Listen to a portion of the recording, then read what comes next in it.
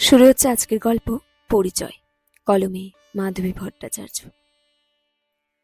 শরীরটা সকাল থেকেই ভালো লাগছে না, মাথার ভেতরটা ঝিমঝিম করছে।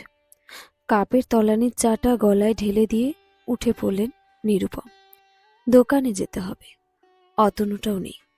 তিনি না গেলে দোকানের ঝাঁপ খুলবে না, বিক্রি বাটাও হবে না। দোকানের আয়েই পুরো সংসারটা চলছে। শরীর নিয়ে বিলাসিতা করার সময় আর তার নেই।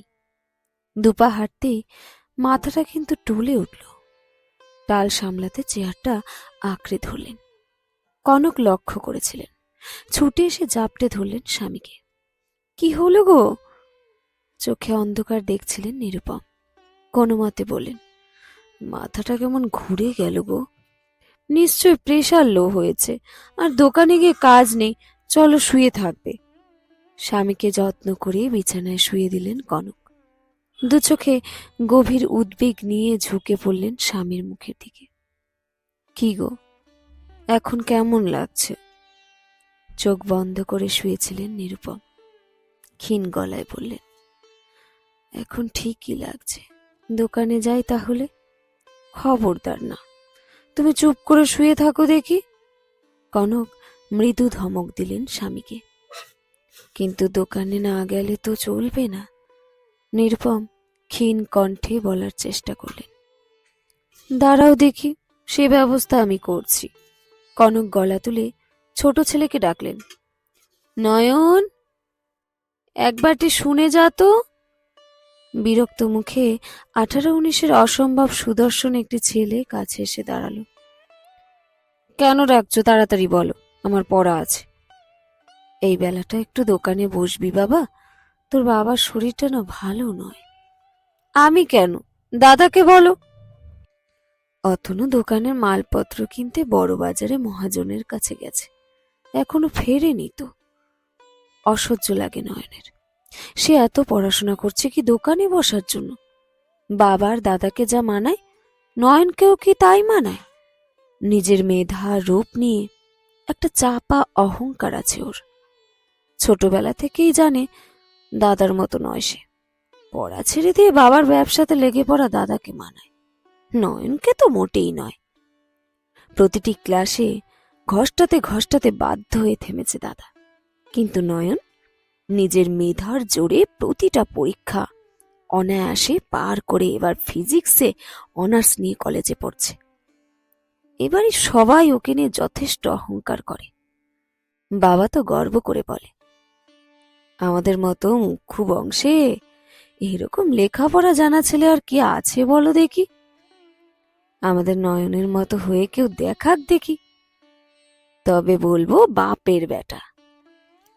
মার দাদাও গর্বের হাসি হাসে কথাগুলো শুনে। নিজের সম্পর্কে এই কথাগুলো শুনতে শুনতে নয়নের ধারণা হয়েছে সে সবার চেয়ে আলাদা, আর সেই শ্রেষ্ঠ। বাবা দাদার মতো দোকানদারি করা ওকে মোটেই মানায় না। নয়ন চুপ করে আছে দেখে কনক কাতর গলায় বলে, লক্ষ্মী বাবা আমার, একটু সময় দোকানে গিয়ে বস, বই নিয়ে যা, ওখানে বসেই পড়বি। তুই না গেলে এই অবস্থায় তোর বাবা ছুটবে দোকানে, ওকে একটু বিশ্রাম নিতে দে। মায়ের কাতর মুখের দিকে তাকিয়ে আর কিছুই বলতে পারল না নয়ন। এই বাড়িতে মায়ের জন্যই ওর দুর্বলতা সবচেয়ে বেশি। নরম গলায় বলল, আচ্ছা, আমি যাচ্ছি। নিরুপম সঙ্গে সঙ্গে ব্যস্ত হয়ে বললেন, আহা, ওকে পড়তে দাও, কাল পরীক্ষা আছে, আমি চলে যাচ্ছি, কিচ্ছু হবে না। কনক ধমকে উঠলেন, কিছু হবে না মানে? তুমি সব জানো। যতক্ষণ অতনু না ফিরছে ও বসুক দোকানে। মায়ের কথা ফেলতে না পারলেও মনে মনে বিরক্ত হয়ে রইল নয়ন। দোকানে গিয়ে বসলো গোমরা মুখে। মাঝে মাঝে ওর মনে হয় এই পরিবারের জন্মেই মস্ত ভুল করে ফেলেছে। ওকে এখানে মানায় না, এক্কেবারেই না। পড়াশোনা শেষ করে মনের মতো কাজ খুঁজে নিয়ে এই বাড়ি ছেড়ে বেরিয়ে যাবে। মা যদি চায় মাকেও সঙ্গে নেবে। অনেক বড় পৃথিবী অপেক্ষা করে আছে ওর জন্য। একটু পরে দাদা এসেছে দোকানে, মুখে একটা অপ্রতিভ হাসি। লেখাপড়ার ক্ষতি হয়ে গেল ভাই তোর। যা যা, আমি এসে গেছি, তোকে আর বসতে হবে না। বিরক্ত মুখে দাদার দিকে একবার তাকিয়ে বাড়ির দিকে চলল নয়ন। লক্ষ্য করল না দাদার ঘামে ভেজা ক্লান্ত মুখখানা। বড়বাজার থেকে ফিরেই অতনু দৌড়ে দৌড়ে এখানে চলে এসেছে, যাতে ভাইয়ের পড়াশোনার কোনো ক্ষতি না হয়। কলেজে একটু দেরি হয়ে গেল পৌঁছাতে। তাড়াহুড়ো করে ক্লাসে ঢুকতেই নিহারিকা ফিসফিস করে বলল, এত দেরি করে এলি?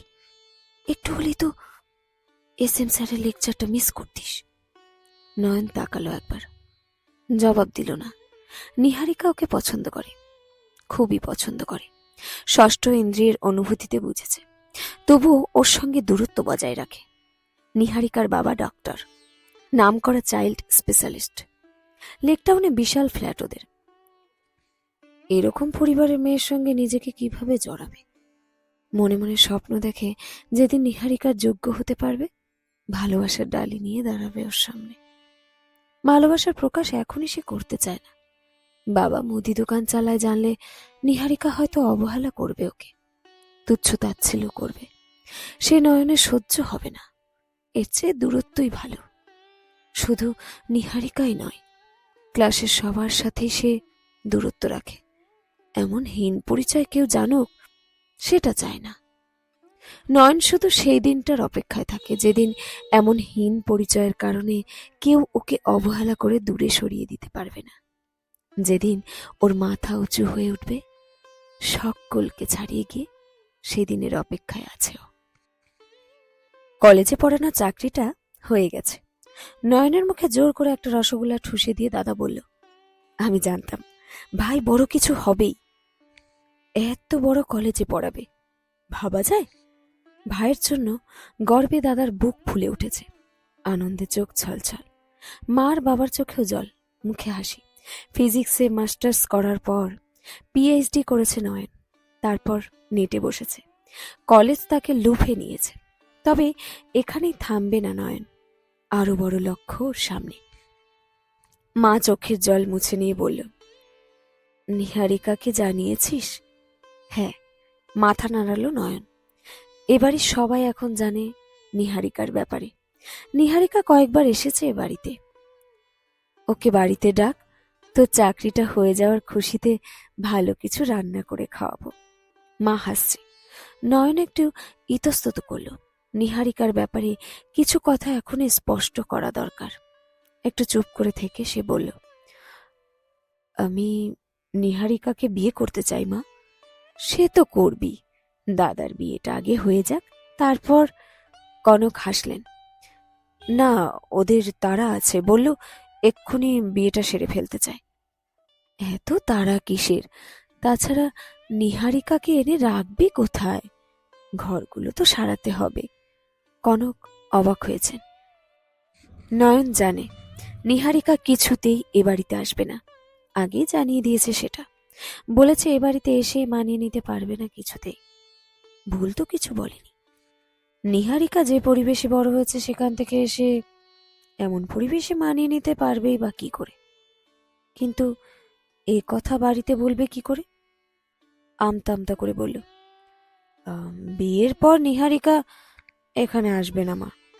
আমি একটা ফ্ল্যাট বুক করেছি, বিয়ের পর আমরা ওখানেই থাকব। সে কি কথা? কনক অবাক হতেও ভুলে যান। নিরুপম বুঝতে পারেন না এই ছেলেকে নিয়ে গর্বিত হবেন নাকি লজ্জা পাবেন। অতনু হাঁ করে তাকিয়ে আছে। ভাইয়ের মনে এত কিছু লুকানো ছিল, জানতে পারিনি তো। সকলের মুখের দিকে একবার চোখ বুলিয়ে নিয়ে মায়ের দিকে তাকালো নয়ন। তুমিও যে আমাদেরই একজন, তুমিও যে এই পরিবারের সদস্য। এই বাড়িতে এই পরিবেশেই তুমি বড় হয়ে উঠেছ। এসব জেনেই মেয়েটা তোমাকে পছন্দ করেছে তো, নাকি সে তোমাকে এই বাড়ির কেউ বলেই মনে করে না? অতনুর গলায় তাচ্ছিল। নিহারিকাকে নিয়ে তুই কোনো কথা না বললেই ভালো দাদা। তুই বুঝবি না, নিহারিকা যে ফ্যামিলিতে বড় হয়ে উঠেছে তাতে এখানেও কখনোই মানিয়ে নিতে পারবে না। অবশ্য তোর মাথায় এগুলো ঢুকবে না। দোকানদারি করে করে শুধু হিসেবে শিখেছিস, লোকের সেন্টিমেন্ট কি করে বুঝবি? তেলে বেগুনে জ্বলে উঠল নয়ন। আমার কারো সেন্টিমেন্ট বোঝার দরকার নেই রে। তোর বউকে বলিস আমাদের একটা সেন্টিমেন্ট আছে, বিয়ের পর ওকে এখানে উঠতে হবে। পরে অন্য কোথাও চলে যেতে চাইলে যাক। আর আমি দোকানদারি করেছি বলেই নিজে গায়ে হাওয়া লাগিয়ে উড়ে বেড়াতে পেরেছিস, নইলে লেখাপড়া করা বেরিয়ে যেত। নয়নের রাগ আরো বেড়ে গেল, চেঁচিয়ে উগরে দিল এতদিনের ক্ষোভ। নিহারিকা কখনো এখানে আসবে না। কি দারুণ আমাদের ফ্যামিলি, বাবা মুদি দোকান চালায়, দাদাও তাই। অশিক্ষিত দল সব, পারলে কবে এই ফ্যামিলি ছেড়ে বেরিয়ে যেতাম। প্রচন্ড আঘাতে অতনুর মুখ নীল, কনকের মুখ বিবর্ণ, নিরুপম হতবাক। এত বিষ পুষে রেখেছিল নয়ন নিজের মধ্যে। আমরা অশিক্ষিত, এত ঘেন্না তোর? আমাদের এত ভালোবাসার কোনো দাম নেই তোর কাছে? চাপা কান্নায় বিকৃত শোনালো অতনুর গলা। নয়ন আজ নরম হবে না, সে চেঁচিয়ে উঠল, না, কোনো দাম নেই। তোমাদের জন্য আমাকে সব সময় মুখ লুকিয়ে থাকতে হয়েছে, পাছে কেউ আমাকে না নিয়ে হাসে। এটা কোনো জীবন হলো? আমি এখানে থাকবই না, মাকেও নিয়ে যাব এই নরক থেকে। কনক স্তম্ভিত হয়ে গিয়েছিল। এগিয়ে এলেন এবার, রাগের তারসে দুচোখ জ্বলছে ধকধক। আমাকে তো সম্পত্তি পেয়েছিস, কি ভাবিস নিজেকে? কে তুই? কোথায় থাকতিস আজ, যদি আমরা তোকে রাস্তা দিয়ে তুলে না আনতাম?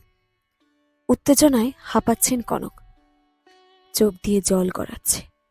অতনুর চোখ বিস্ফারিত। নয়নের মনে হলো ও ভুল শুনেছে, এটা সত্যি নয়, কিছুতেই নয়। নিরুপম আকুল হয়ে বললেন, এটা কি করলে তুমি? বেশ করেছি, এই অকৃতজ্ঞ মানুষটাকে এত ভালোবাসা দিয়ে বড় করেছিলাম। কেঁদে ফেলেছেন কনক। মা, কি বললে এসব? অতনু এখনো হতভম্ব হয়ে আছে। জেনে বুঝেই বলেছি, তুই তখন একেবারে ছোট্ট ছিলি, তাই তোর মনে নেই। নয়নের মনে হলো ওর চারপাশ ফাঁকা হয়ে গেছে হঠাৎ করে, পায়ের নিচ থেকে মাটি সরে যাচ্ছে সরসর করে। অতল এক কৃষ্ণ গহ্বরে আগ্রাসী কালো শূন্যতাকে গিলতে আসছে। প্রবল আতঙ্কে পিছিয়ে গেছে ও। কি পরিচয় ওর? কোনো অভিজাত পরিবারের অবাঞ্ছিত সন্তান, যাকে জন্মের পরেই ত্যাগ করা হয়েছিল। আজ কোথায় গিয়ে দাঁড়াবে নয়ন? দুহাতে মুখ ঢেকে ফুপিয়ে কেঁদে উঠল সে। একদিন যে পরিবারের সঙ্গে নিজের পরিচয় জড়াতে লজ্জা পেত, আজ তাদেরকে আঁকড়ে ধরতে চাইছে মন। ভেসে যেতে যেতে প্রাণপণে তাদের হাতটাই ধরে থাকতে ইচ্ছে করছে যে। অন্ধের মতো ছুটে গিয়ে মাকে আঁকড়ে ধরল সে। সব মিথ্যে, সব, আমি তোমাদেরই ছেলে। ওমা, বলো সব মিথ্যে? কনক পাথরের মতন শক্ত হয়ে আছেন। নয়ন সর্বহারার মতো কেঁদে চলেছে। আজ ওর সব হারিয়ে গেছে। কোন মুখে গিয়ে নিহারিকার সামনে দাঁড়াবে? যে পরিচয় নিয়ে ওরা তো খুব ছিল, সেই পরিচয়টা আজ আর নেই। নয়ন আকুল হয়ে ফেরত চায়, এই পরিচয়টাই ফেরত পেতে চায়। মা, বাবা, দাদাকে আঁকড়ে থাকতে চায় নিজের সবটুকু দিয়ে। শেষ হলো আজকের গল্প পরিচয়। কলমে মাধবী ভট্টাচার্য।